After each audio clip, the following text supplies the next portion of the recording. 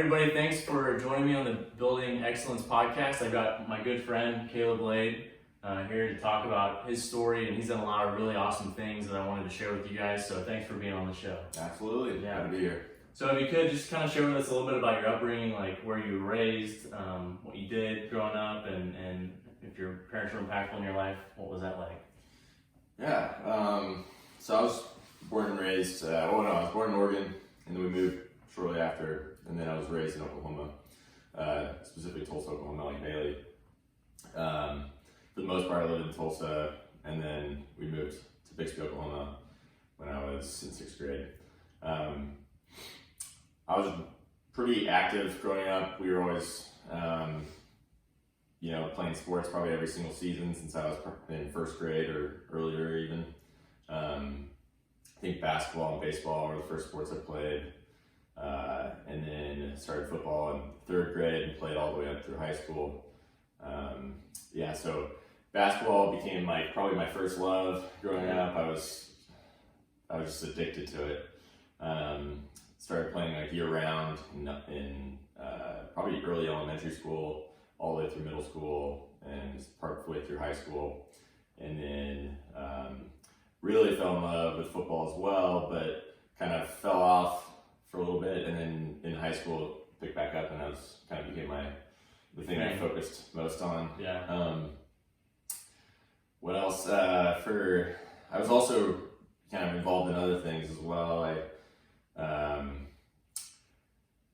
My dad was always really good at if I had any interest in anything, he would make it happen. So I remember really loving music growing up, and specifically 70s rock, 60s and 70s rock, and I loved the idea of being a drummer. And so I think elementary school, maybe 2nd grade, I got my first drum set, and then played all the way through until probably high school, and things got too busy. But I loved just kind of getting exposed to a lot of different things. Mm-hmm. Between music, sports, mostly sports, and then also art. So I've always had a very artistic family. Mm-hmm. Did your grandpa paint this? Grandpa actually painted. I don't know if we can see that in the video, but yeah, I got a picture. Painted a lot of the art in his house. Yeah. We're at my parents' house out here in Grove, Oklahoma. It's a lake house that they got probably the last 10 years. But it's always been multiple influences in my life. I think definitely my parents were huge influences.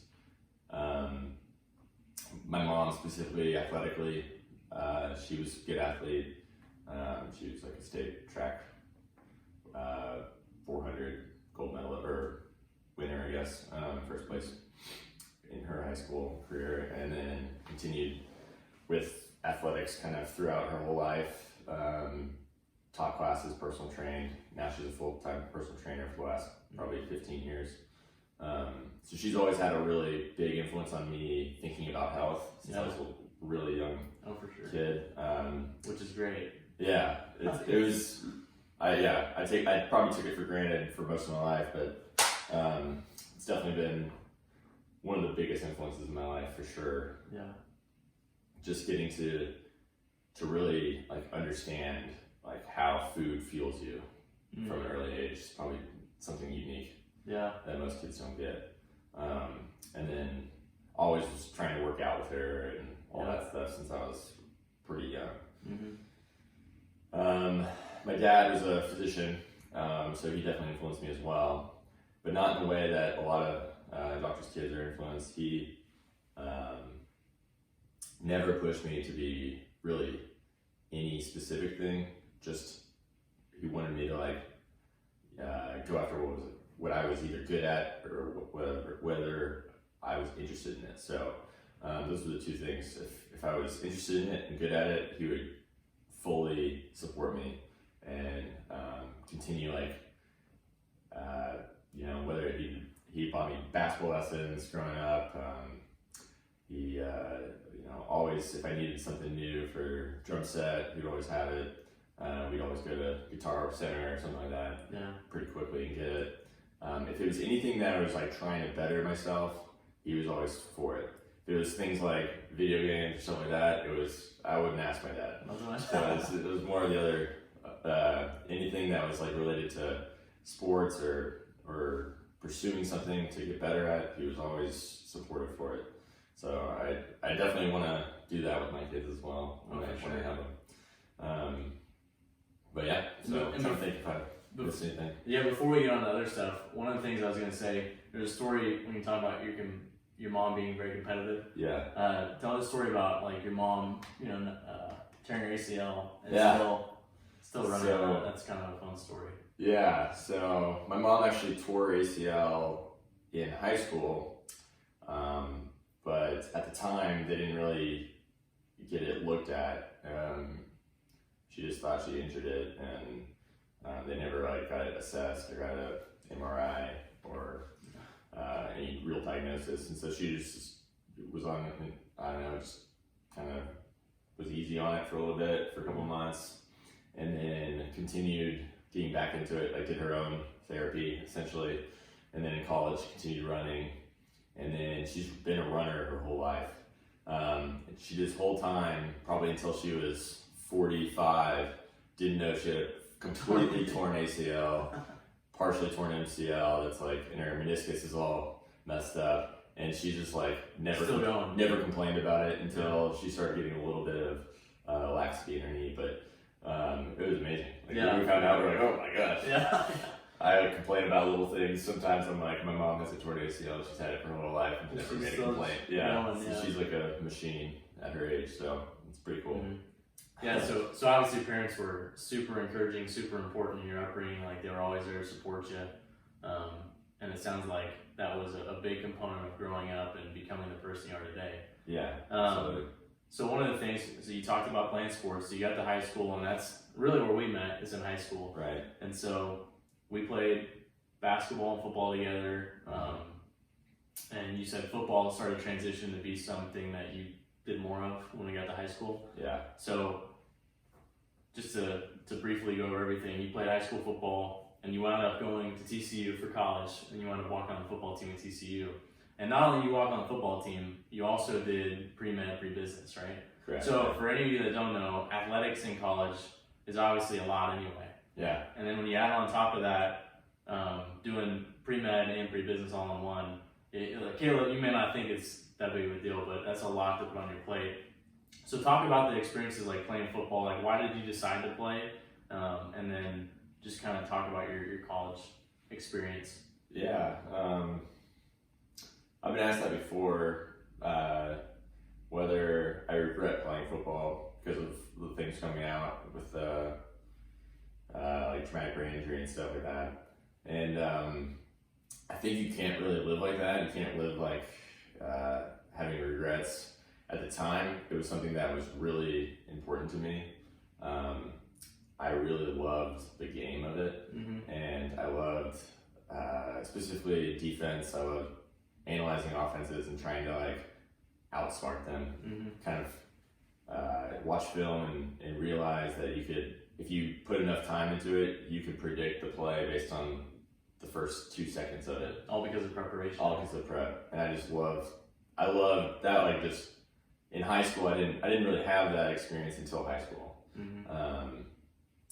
In high school, we had some really good coaches, which I was very fortunate to have that I didn't have at school before.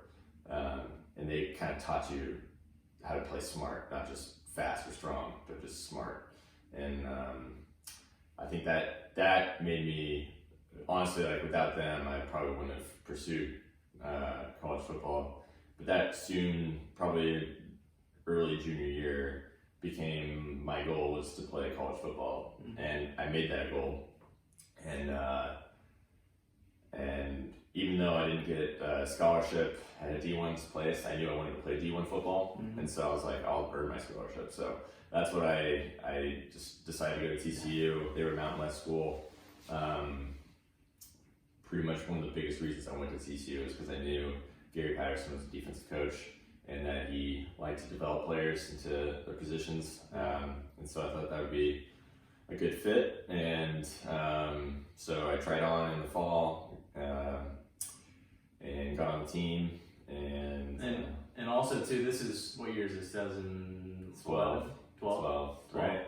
2011, 12 season. Yeah, 11, 12, yeah. And you guys, TCU had just gone a couple years prior to. It was the year before they just won the Rose Bowl. The Rose Bowl. So this is at the prime of TCU football. Up and coming. All of college football. So anyway. Yeah. Go ahead. Sorry. No, it's I mean, my experience playing football at TCU, it ended up not being the experience I expected. So it was a full-time job essentially, which I wasn't not expecting. I was expecting that to be the case, but I don't think I was expecting a few of the things that happened on the way. Early on, I injured my shoulder, and I didn't think much of it initially. I thought it would just heal on its own, so I kept pushing forward and doing my workouts and going to practice, but over time, that whole semester was just getting worse and worse. I knew it was something I didn't want to admit, so I just kind of kept it hushed, didn't tell anyone, except the few people I knew real closely. But it was getting like to the point where I couldn't lift anything on my right arm, and so once the season ended, we had a pretty good season. We lost one game. And that kept us out of like a pretty good. We would have gone back to like a big bowl game if we didn't lose that game. Actually, correct that. We lost 2 games. 2 games to Baylor as well. That's a lot of losses. Baylor and SMU. Yeah. But yeah, so that semester was probably one of the hardest semesters of my life. Considering that not only was I was trying to impress the coaches, so I had like a lot of psychological challenges, like trying to be a freshman walk on and earn my keep on the team, which is like a pretty selfless job when you're a walk on freshman. You basically have to you have to be scout team for the starters day in day out, and then I continue making grades and everything else, and usually my schedule wasn't going to be like most football players. I knew I wanted to potentially go to medical school after undergraduate, and I was also knew that I didn't want to just major in biology or chemistry, so I wanted to do something different. Wanted to get exposed to different parts of how the world works, and so I decided to do business as well as pre-med. That's something that's kind of like always been, I guess, a driving force for me, was understanding how the world works. From like, I got really into cars. I remember got really into cars growing up because I wanted to know how they work, because it was so fascinating. We just jump in a car and go somewhere. So my dad had an old '87 Jeep Wrangler, and we blew the motor one day when we were off-roading, and we took it back on the trailer and to our backyard, and he was like, well, it was like during the summer. One summer he's like, well, you can take it apart piece by piece, figure out how it works. So that's what I did. We took that Jeep completely down every bolt, and that was just like so fun to me to not only like learn how it works in like reading about it, but also doing it. So well, and also you had your own car that you did yourself. Correct, yeah. In high school, which was I had a '69 Firebird, my first car. Yeah. That I did a lot of the work on, and that was just from an early age doing that work on the Jeep made me just like love being able to do my own work on my own car. So I bought an old car that I could do the work on. Didn't have a lot of computer aspects to it. So and so I think that probably rubbed off on me throughout from then on to like pursue business. It was always a big unknown. My family wasn't. None of my family studied business or anything like that. And my brother was actually in college 2 years prior to me. He was studying business, and he was telling me that he's learning a lot. So I thought it'd be a good opportunity to learn it early on when I'm not gonna have time to learn it later.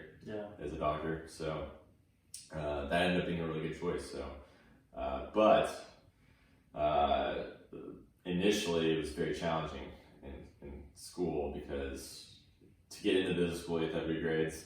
You actually apply, you take like the pre-business courses, then you apply to get in your junior year. And then same with pre-med, you have to basically get really good grades throughout all of it because you're competing against the people who are, that's all they're focusing on. And so they're all going to have 4.0s to get into medical school pretty much, or close to it. And so that was a lot of pressure coming in, you know, not only learning time management stuff, but also like not having a lot of time. So like a lot of college kids learn time management because they have a lot of time. I didn't have any time. I was not sleeping. I think that's probably why I got injured. So yeah, it was challenging, but I think I was loving it at the same time. It was super fun to be a college student. I had also joined the fraternity that semester as well. So all the same. Same semester. So the outcome of that semester, I didn't do as well as I should have in school. Partly because of football, partly because of the fraternity, partly because of not used to switching brains so much from science to business, and it was just football. Getting used to it all was a challenge. So I had to reassess at the end of the semester. However, I was pretty confident that I could figure it out. So I thought that most of my trouble, I didn't get like terrible grades. I did fine, but just not to your standard. Not to my standard. And so I knew I needed to figure out some things, and I knew that once I got my shoulder back, it would help my like psychology and stuff better. I hate being hurt where you can't do things, being limited. And so once we kind of got over the season, I started talking to coaches about I do have the shoulder thing, and it's bothering me, and so we got an MRI and then ended up having to get surgery because I tore my labrum. And then all in the off season, I had to miss because I was doing rehab. But I did rehab like, 2 to 3 hours a day with the team, and then I would just run while they were doing practice and stuff like that. And then during that time, I basically just reassessed what my goals were. And, going into college, like I said, I had this mindset that I was going to play D1 football and I was going to be on the field on Saturdays. But I think I probably was a little bit short-sighted about where that took me long term. I think at that point, that off season, I was like looking ahead in my life and being like, where do I want to be, and how do I reverse engineer what that looks like for going forward. And so I probably made my decision in April or May that I wasn't gonna continue playing football, or at least I was gonna take a year off, which was a very difficult decision. But at that time, I was still trying to recover. It kind of seemed like the only decision in some ways because my shoulder hadn't really recovered fully. I wasn't nearly, I lost probably 20 pounds of muscle because I just wasn't working out, wasn't able to. And so I was nowhere near what I thought was ready to get back into football, especially at that level. And we had just joined the Big 12. And so I was like, this is a different game now. But yeah, so let's see, where are we headed with this? Yeah, kind of thing? So you played, got to college, and then one of the summers in college, because you started to just focus on pre-med and business. And then one of the summers you actually decided to bike from California to Washington, D.C., across all of America. So why did that even like become something you wanted to do? And then what was it like doing that? What was that experience like? Like the background, the context of the story is there's an organization that our fraternity actually runs, nonprofit. So it's like a nationwide nonprofit that their mission is to empower people with disabilities. And so one of the events that you could fundraise for and actually do was a cross-country bike ride. And you stop at every stop, they have what do you call it, friendship visits. You get with an organization that supports people with disabilities, and we would write grants to those organizations every time we got there, and then we'd have like a fun-filled dinner and like playtime with anyone who was there. Usually it was kids, but oftentimes it wasn't. There was adult wheelchair basketball. There was collegiate wheelchair basketball that we did.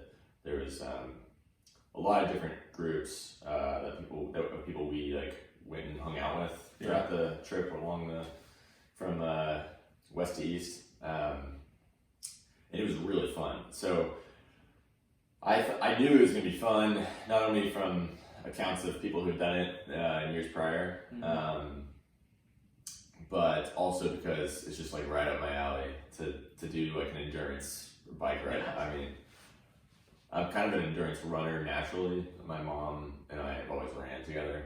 So I remember the first time I remember feeling that I was like a good runner was second grade.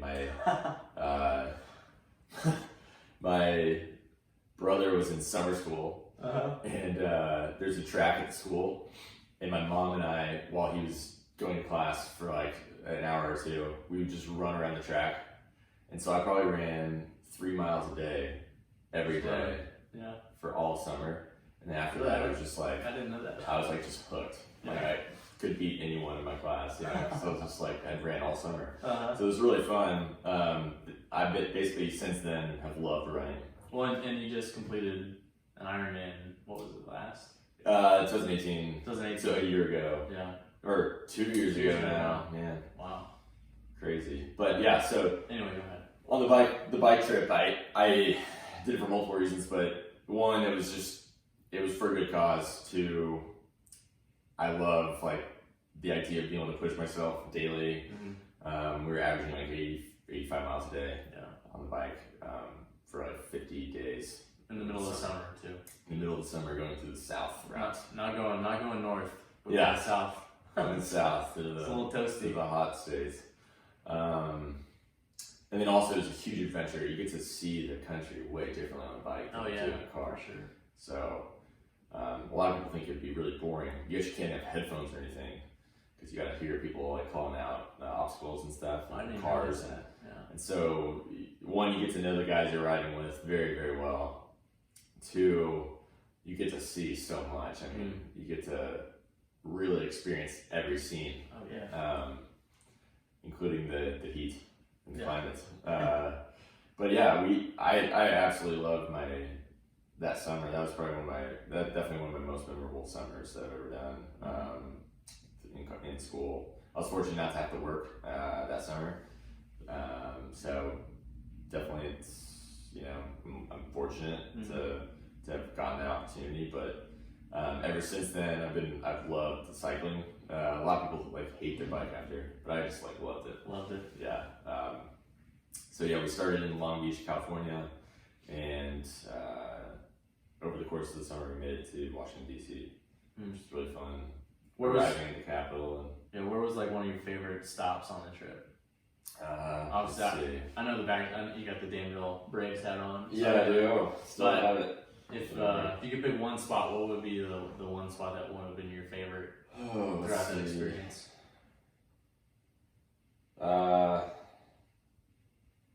There's like there's a stint where you go 12 days without basically seeing humans. It's just no one's out there, and it's really fascinating because like every night the stars are just crazy. Like you don't see it. Like I grew up in the city. You just don't see it, and kind of like opened my mind. I was like, man, it was amazing to see it for 12 days straight. Yeah. Every night you just look up and there'd just be so many shooting stars, and you feel so small. I really actually like those moments better than like the big cities we went to. However, it was nice, coming in. We we rode through Fort Worth, which is where I went to school. So it was really cool seeing like the organization we went with. I like volunteered a lot at that organization, so it was fun To see. getting to come through there and then Yeah. seeing my family came down. Got to see my girlfriend at the time, who's now my wife. Mhm. So obviously those were awesome moments, but I really liked when it was really like we'd get to a place and there'd just be nothing, Yeah. and then you just like hang out with your team. Yeah. It was really fun. There was some really good rides. There were high points where you just really you had to push yourself to make it in time. There was one day we did 140 miles and basically had to average. I think we averaged like 19 or 20 miles an hour to get to the point in time. Because if you weren't able to make it to the dinner or the arrival on time, you'd have to get picked up by a van. And one of my goals was to never get picked up by the van. Mhm. And Did so- you ever get picked up by that? Only once. On the whole time? Yeah. Actually, there's two days. One day I didn't ride at all. I was actually applying to medical school, so I had to submit my application. Oh, bummer. Yeah. And so it was a 40-mile day. I had to just ride the van and work on my application. And then one day we had made it like 80 miles through Death Valley, and everyone there's no more water, so they it was a mandatory pickup. We had no more water and we couldn't go. It was 20 more miles, I think, and they didn't want people falling over off their bike. So yeah, it was I think it was 120 degrees. That was a really fun day. I mean, it was miserable, but it was fun because we were all miserable going through it together. Yeah. Which I think that's one thing that I've just loved growing up. It's just in times where it's miserable, having other people go through it together, it just makes you that much closer. Yeah. That's the reason most of my friends have been through sports probably, or a difficult, challenging time in medical school. Some of my best friends are now from medical school, so so that was that summer, and I continued biking after that and just kind of stayed in it, and it's definitely helped me. It always helps me clear my mind when I'm on the bike. It's a great workout. It's just fun to travel. Yeah, and see new places. Yeah, it's I love running still, but for a while there I stopped running because I was just it's fun. I can go 40 miles and see the whole city. Yeah. Versus just running 4 or 5 miles, my typical run. But yeah. And since we're on that, you did the Ironman a couple years ago, 2 years ago. Yeah. Which is an Ironman is basically where you can go ahead. You run. Yeah, it's marathon, right? 2.4 mile swim essentially, and then you bike 112 miles and you run a marathon. Okay. So it's super easy, but yeah. yeah. Just a piece of cake. What made you want to do that, and why did you do it? Yeah. So medical school is it can be very isolating time. And you were in medical school this time. Correct. Yeah. Okay. So yeah, I was in backtrack here in a second, but yeah, we had I met a guy, Cole Patrick, medical school. First year of medical school, probably in spring. I found out he was a biker, and I was a cyclist. And I was I hear you cycle, and he was yeah. And so we kind of hit it off and started cycling together. And then we would just shoot the shit while we're on the bike and say we should try to do some events. That's some bigger events. yeah. And so we did a Hotter Than Hell that next fall, and then which is a 100-mile race in it's in Texas, but it's really hot as the name implies. But it's a fun ride, and we had a good time, and we were kind of thinking we'd continue doing bike rides, but then Cole's a swimmer, and I was a runner, and he also liked to run too, and he was training for a marathon at the time, and so we were just we should just do a freaking Ironman.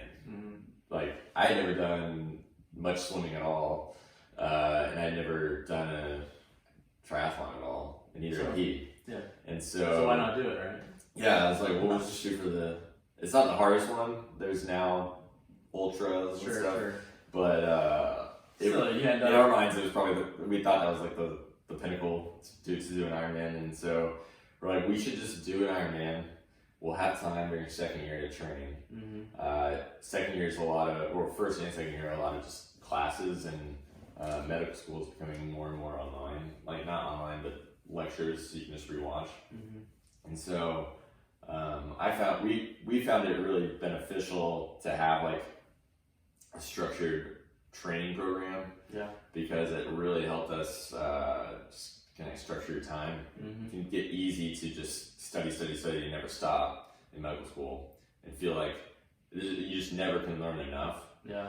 And so shutting it down or doing a workout early in the morning and then doing a run later, you had to do it or else you knew you weren't going to make the Ironman. And so that really helped me tremendously, I think, like mentally, just as much as physically. Mm-hmm. During a really kind of difficult time in medical school, you're stressed out because you're trying to take step 1, which is a very important test, at the end of second year. And so we basically, I did the Ironman exactly 1 month before my step 1. And so that means like all the time when you're studying for step 1, I was basically training as well for an Ironman. And so that forced me to get out and stop studying, get out and run, swim. Mm-hmm. And sometimes those runs are very long.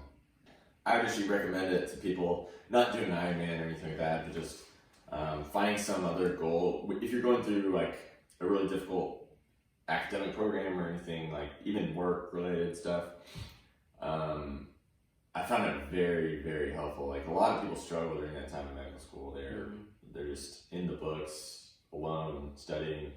They never give themselves a break.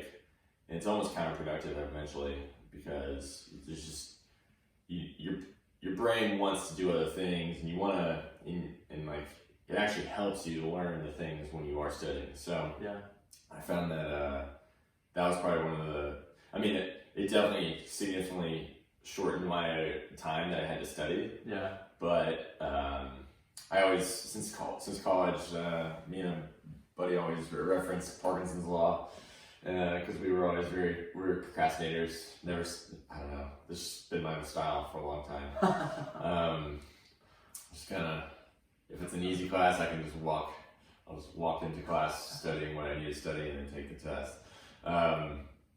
So we always say that Parkinson's law is like you take as much time to get something done as you give yourself. So if you have a month to study for a test and you give yourself that time, you'll fill it. But if you give yourself a week or you give yourself 2 days, you'll fill those 2 days and you'll probably still get it done. Yeah. So, there's obviously limits to that law, but it's true for a lot of things. It is very true for a lot of things. It's kind of something that I live by. Yeah, that's a really good point, actually. But you also don't want to procrastinate so much. Like, I've learned the hard lessons there. So. Yeah. Anyways. Let's see. Yeah. So what was probably, when you go through the Ironman, was there a moment, what was the most challenging point in the Ironman? Or was there something you remember being challenging you had to push through? Or it's a pretty grueling day, but just continuous? I was ready for it. I was like, definitely on the swim. I had trained the most on the swim because that's something I needed to work on the most. Yeah.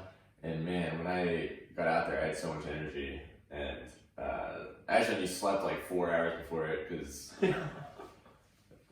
just the circumstances. It wasn't because I was struggling to fall asleep. The circumstances were kind of weird. And I was worried when I woke up that I didn't sleep enough, but when I got out there, I had so much adrenaline and I was ready to go that I swam way faster than I had trained swimming and did fine. I was like honestly disappointed towards the end of the swim. I was like, it's already ending. Yeah. Just feeling so amped. And then the bike was fun for the first part of it, and then probably now like 70 or 80. I was like getting super tired of being on this bike. I was like, I didn't want to stop and like take any breaks, so I just kind of pushed on. But there's like a few 40-mile stints where you're just like in the headwind and you're just like, this is miserable. Yeah. And I think that was the hardest part for me, was knowing that. So I had never actually done the whole train. I never, like, in my training, I never practiced really that much. I never done swim, bike, and run the same day. And I'd never done a full marathon ever. And so I'd gotten up to 20 miles like once or twice. And then I was like, I can push through the rest. Yeah. So I think there's I think the unknown was what was the most challenging. It was like, all right, I'm going to bike 112 miles. I know I can bike it and I'm going to be fine. But I've never ran a marathon after biking that. So. Yeah. And so just knowing that was coming up, I think made the bike much more miserable than any other parts. Yeah. But once I started running, I was like, oh, I got this. It's going to be fine. Yeah. You just have to pace yourself and then like, just really listen to your body, like how much you need to eat. Eating is crucial, and I kind of learned that during my training. Yeah. But yeah, I ate a ton during it and stayed hydrated and didn't have any issues for hydration or anything like that, which a lot of people do, because especially if you haven't done one before. Mm-hmm. It's like just as much. That's just as important as like being in shape. Yeah. It's like how much fuel you give yourself during it, because you're talking about like, it was 11 hours for me. It's a long time. Usually you eat during the day. I remember, and you gave me the tracker, so I was watching on the app, and you could see where you're going. And I think I was actually at the lake that weekend, so I'm sitting there at the lake, and I'm like, gosh, Caleb's, since I've been up, he's been on a bike, you know, he's been running, he's been swimming, and I've been sitting here all this time, and he's been doing something the whole time. So it is a long day that you have to do all that stuff. It sure is. So it takes endurance. And one of the things, because it's just a common pattern that you can see throughout your life, is that you seem to fit so much into your schedule and you pack so much in, and yet some of these things that you do are things that you might have never done, or also you just have this mindset like, I'm going to do it, I'm just going to achieve, I'm going to do it, and I'm going to be excellent at it. Like, I'm going to do my best at it, I'm going to figure out how to make this happen. Because like, you know, the idea of going to play at TCU, going to college, saying, I'm going to earn a scholarship. Like, that's a mindset you got. You have to make the team first. And you weren't fazed by that. And then also doing the stuff that you did academically in college and being able to excel at that. And then obviously biking across America, which I don't think you've ever done before. Not many people ever do that anyway. But when you go through those moments and you're having to push yourself, like that's a common thread too, is like you're pushing yourself constantly. Like what motivates you and drives you to do that? Yeah, I think like just trying new things has always been super fun to me. Like on the bike ride, I bought the bike like a couple months before the ride, and I think I'd gone on one 70-mile ride and one 30-mile ride, and I was like, I'm ready. I was like, I think I know how to work this thing. So yeah, I think it's just really, to me, it's just fun. It makes life interesting when you're trying new things. And so that's always been, or just something that drives me, I guess, to try new things. Just try to push your limits and see where they are. And then know that you basically have 40% more to go. You know, I think that's what, I've always liked that. I don't know if it's a saying or a quote, but I think it's just like physically true, is when your brain tells you that you can't go further, you probably have 40% more to give. And I think a lot of my drive or my inspiration during those difficult like endurance type things is my mom has been my inspiration for that. Like when I grew up running track, I always did like the mile and the half mile and 400. And when I was little, she was one of the track coaches for the women's team, and if I was running my mile, she would never let me slow down. She would like run in the interior ring. I was never embarrassed by it, but like looking back, it could sound embarrassing. But she would be running in the interior ring, yelling, like telling me that someone's approaching, and then I would find out later that no one was approaching. So like at the last sprint, she wanted me to just give it all. So like I think like just having that from an early age, kind of instilled in you. Yeah, it's like almost I never knew different. Yeah. I never really thought of like in like endurance type events. I never thought about like giving up. I thought about like you just got to push faster or harder or find a way to get it done. Because like it's ultimately temporary. Like the pain you're feeling is temporary. You'll get over it, and if you need to, just think one more step or one more pedal. So I think that's like, I used to always, when I run, I would like look at like a sign or a tree and just say like, I'm gonna get to that as fast as I can. Yeah. And then I would do that just over and over.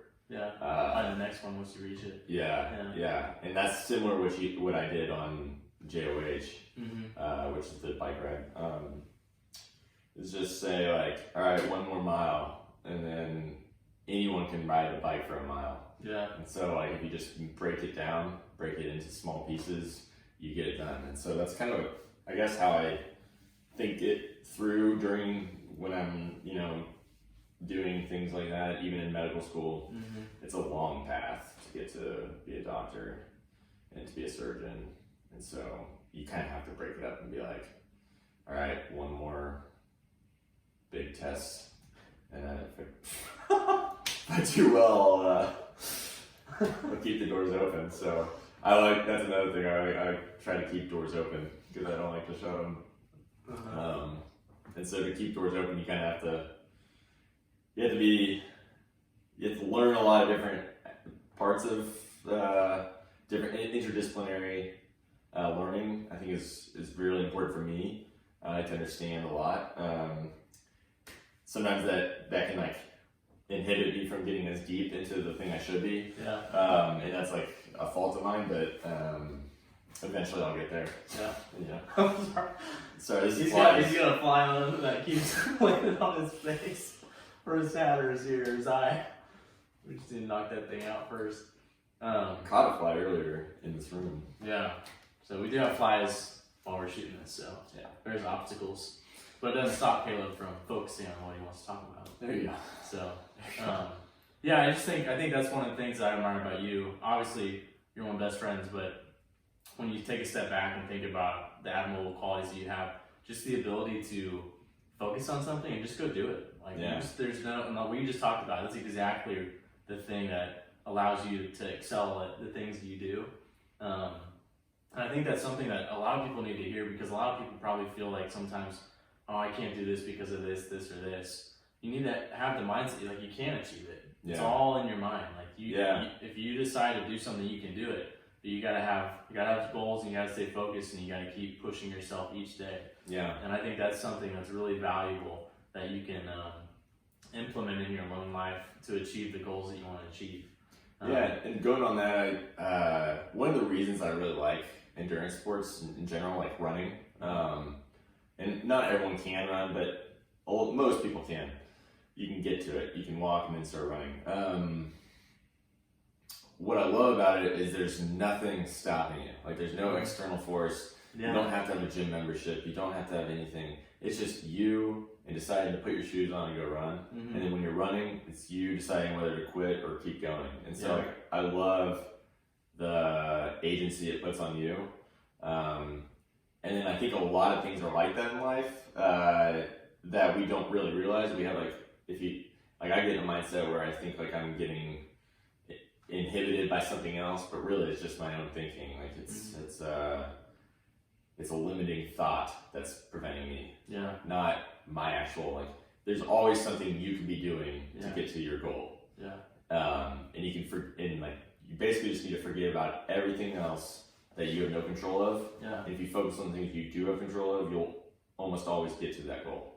So for people that, like you just talked about that, for people that have those limiting beliefs or self that what are some things that they can do to apply in their life that'll allow them to overcome those, in your opinion? So, or maybe some strategies that you've used. So a lot of my things were athletic related, but in general, it can go across any aspect of life. But one influence, which I thought we were going to probably get to like books, but I'll just bring it up now. One of the big influences that I had in college was at like an airport. I picked up On the Shortness of Life by Seneca, and started getting into, after I read that, I read it in one sitting. I just like sat down on the airplane and just finished it. And I was just like, when I landed, I was like, I'm going to be a different person. It was like, it's just it opens your mind to really prioritize the things that matter, and that like, you do have this one opportunity. And so I'm kind of hard on myself in that way. Like I think being hard on yourself in certain ways is how you get out of ruts. Like eventually you just gotta get up and do it. Like you gotta, like, eventually it just has to happen, or else you will never. And so the rut just gets deeper and deeper if you're stuck, as long as you continue those habits. And so doing small things helps early on, and then you just like slowly building on those small victories and giving yourself those victories is good.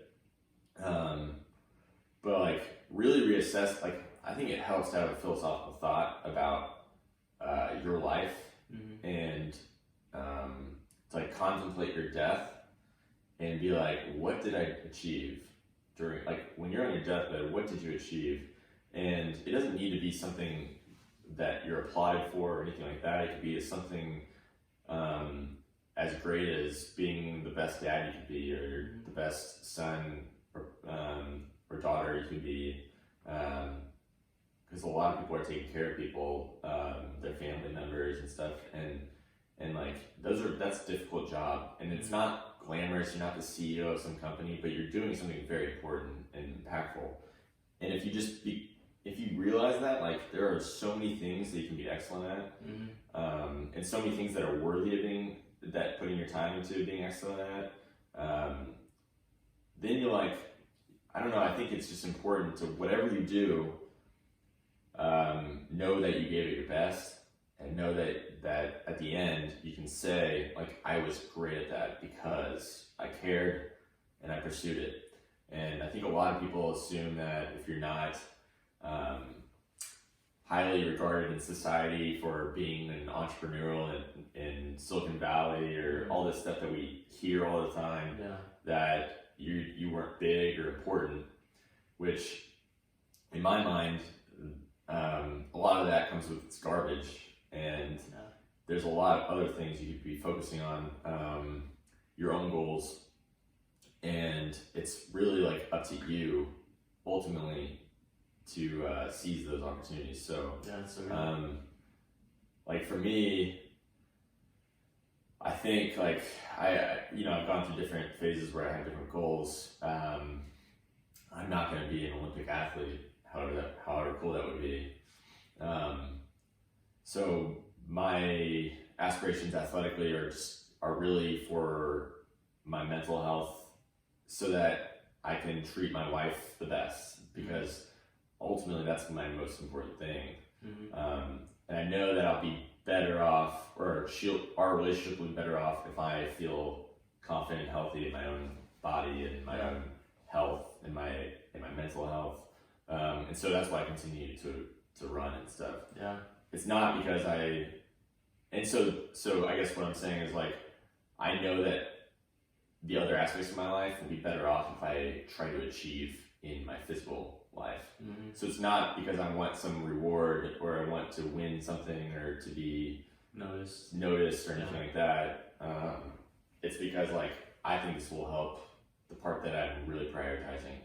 And I know, like, when I get in ruts where I don't work out or don't run, or feel like I'm losing part of myself, that part of myself, because I'm being lazy or because I'm being too focused on school, that I'm worse off. Like, I treat people worse, and that's what I take a step back and be like, I want as many days of my life where I don't treat anyone bad, you know, and I do the thing that, like, if I was watching it from afar, from a different room or up above, I would be proud.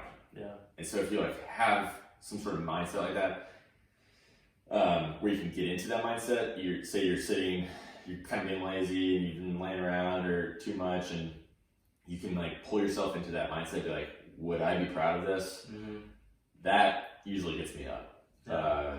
And I think that's something that I think anyone can do, is just contemplate the entirety of your life, which is pretty short, and find out or tell yourself and be honest with yourself whether this is something in the moment that you're proud of or not. And that's great, man.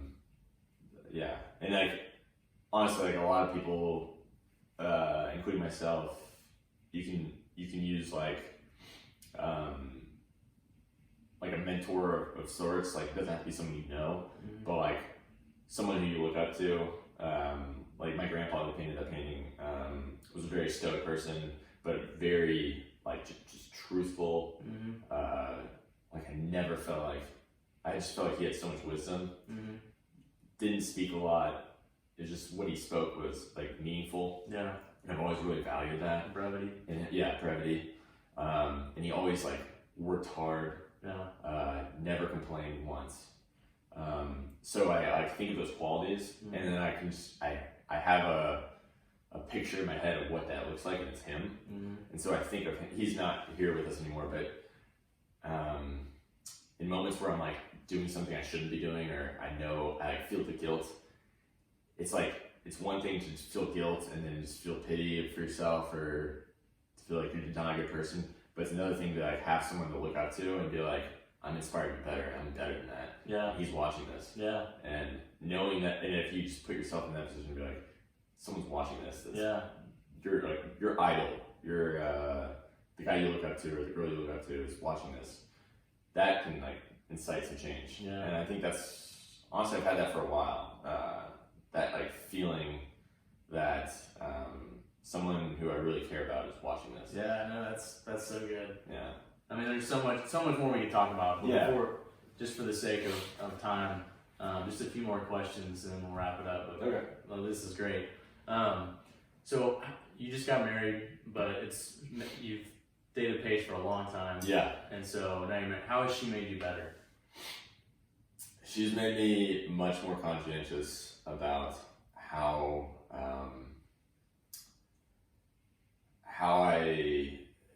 I think my intentions have always been good around people, but sometimes I'm a little bit argumentative. I like to be right, and she puts me in my place as far as like how I come across, like even if it's like a good argument or it's like the tone I use, or the really being conscious of the other person's feelings. Yeah. Has never been something that I've been great at, but she's made me a lot better at it. So I think that's extremely valuable to learn, because ultimately people are what matter, and you don't want to like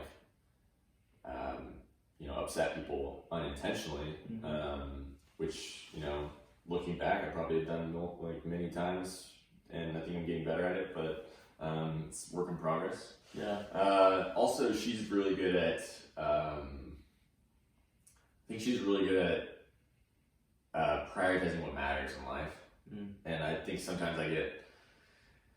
I think I get a little bit maybe too focused on certain things that maybe I'm not seeing the bigger pictures at times, and I think she made me value my family more probably than I had, and then valuing our future family more.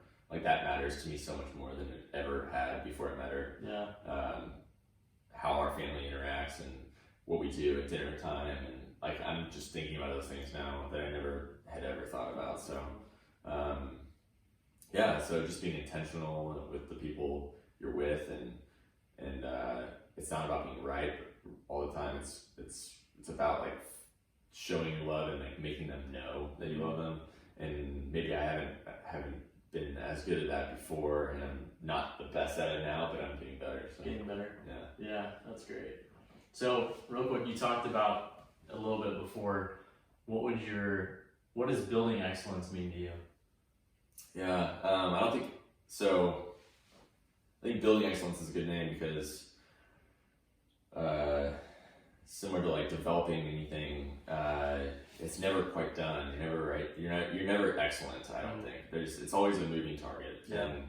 And that has its pros and cons. I think though that excellence is something that you kind of define internally. If you're always striving to be better at something, then it's always like, for me, I kind of see the world as a game, and it's fun to be working towards a goal. It's honestly not that fun to reach a goal and be like, what now? Yeah. That moment's not that fun. It's fun when you're like pursuing it and looking forward to that goal. Yeah. And if you have excellence as a goal, you're very rare, and there's very few people who are the best at anything. Yeah. Like just a handful. So I'll never be the best at anything I do, and I'll know that. And I'll know that I have more to give, more to be better at. There's always learning. Like I'm going into the field of surgery, and there's always going to be more things coming out. We're doing things wrong currently, and we're going to be doing them better in the future. But then there'll be even more found out, and we'll do better after that. So like you're never giving your best.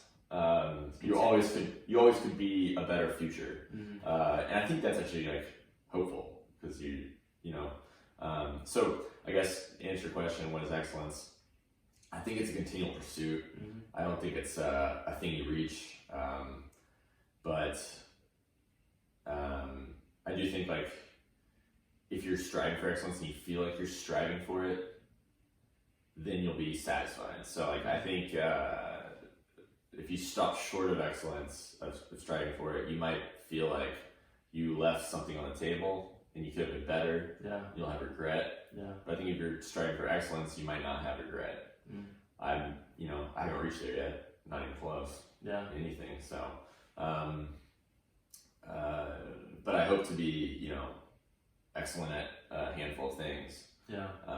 Or like strive for that excellence in a handful of things. Well, hey, Caleb, thanks for being on the show. Yeah, I absolutely. appreciate it. And I just want to say, as a friend, I'm just so thankful for your friendship.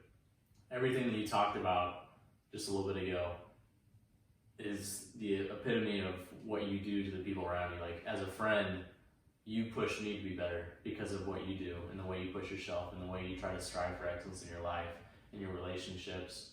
And, there's so many times and so many good stories that we've had for doing things. Yeah. And probably I've done a lot of things that I probably wouldn't do when I'm with you, but it's all been great, and just really thankful for your friendship, and I'm so excited for so many people to hear your thoughts on all these things, because I wish we could have all of our conversations built up and packaged so people can hear them, because you've got so much great insight and your mind is always active and evolving. So just thankful for your time, and thanks for being on the show. Great to be here. Thanks. Yeah, thanks. Good deal.